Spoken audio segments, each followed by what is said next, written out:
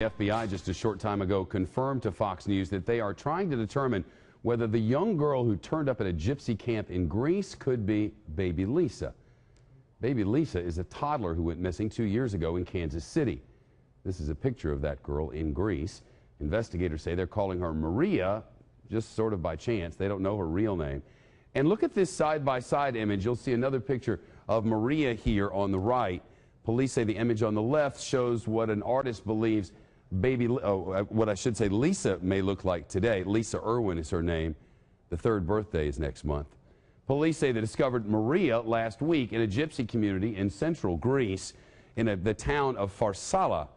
Happened during a crackdown on illegal activities there, as the police describe it. They say they picked the girl out because she looks nothing like the couple taking care of her, among other things. Authorities say the man and woman apparently kidnapped the child and that DNA tests prove they are not her parents. Trace Gallagher is in our West Coast News Hub with details on this. You know, not lost in the reporting here is the fact that trading in children in this part of the world is not something that's really that unusual. But as far as this little girl goes, it appears that she is most likely older than little Lisa. Yeah, and because you remember the gypsy parents, or Roma parents as they're called in Greece, Shep, say that this Maria child was born back in 2009, which makes her either 4 years old or almost 4 years old. But then they conducted this forensic dentistry on the girl, and they say that she could be a year, maybe two older, so that would kind of rule her out as baby Lisa, except that we checked, and it turns out forensic dentistry is fairly unreliable. A lot of it depends on nationality and bone structure. You can see the side-by-side. They do look a little bit alike. They both have blue eyes. The Irwin family says they investigate all leads. Kansas City police are also still investigating this, but they say the leads over the past year and a half have really pretty much dried up. There is one surefire way, though, Shep, because they've already done a DNA test to rule out the gypsy parents being her biological parents. They could test the Irwins very quickly to find out if, in fact, this child belongs to them. And Shep. yesterday here, Trace, we were reporting that they've gotten so many tips from around the world, including the United States, on this little girl, right? Yeah. Yeah, they're taking 8 of them seriously, including baby Lisa. 3 of the other ones are also from the United States. They also have tips from Canada, from Sweden, from Poland, and from France they are looking into. Keep in mind, this is all based on what they don't know. So now they're thinking about doing something called anthropological analysis to at least narrow down the country that this little girl might be from. International police, or Interpol, have 38 girls that are under 6 years old in their database, but none of them match Maria's description. They're also looking into this phony birth certificate thing that was going on in Greece to see if Maria might have been part of this welfare scam that was going on there. The gypsy parents claimed the biological parents lived in their camp for a short time and let them take care of, and then finally gave them baby Maria because they were financially unable to do that shit. But their story changed so many times that authorities are very leery of their motive behind this. And one little girl in the middle of it all. Trace, thanks so much. Let's get some context and perspective now. Mark Klass started a foundation to help prevent crimes against children after a man kidnapped his then 12-year-old daughter, Polly, and Mark is live with us this afternoon. Mark, it's nice to see you again. Thank you. Thank you. I don't know if people realize, and I didn't even realize the extent to which children are traded almost as property or currency in that part of the world.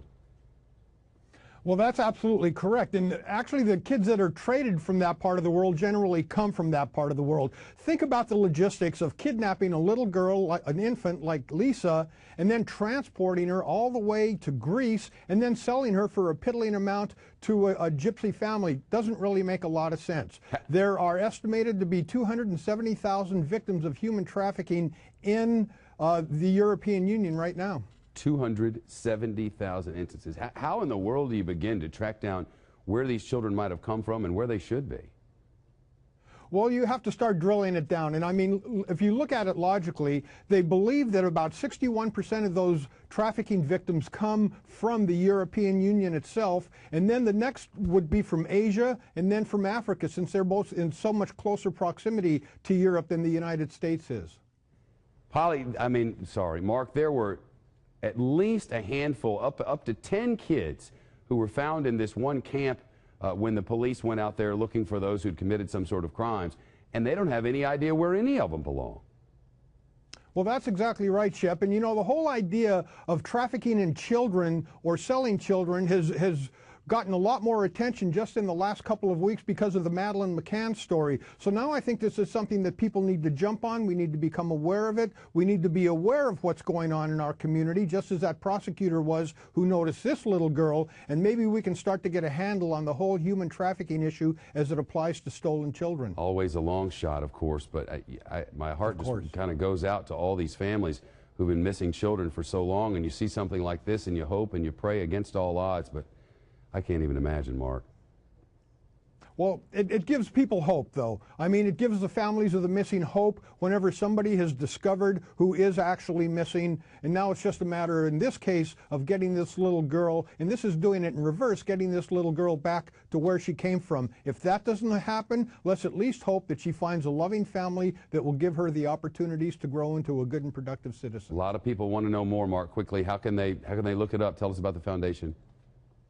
Well, the Class Kids Foundation actually has posted a blog on this particular case. It's klaaskids.org, and it's easily found anywhere on the internet.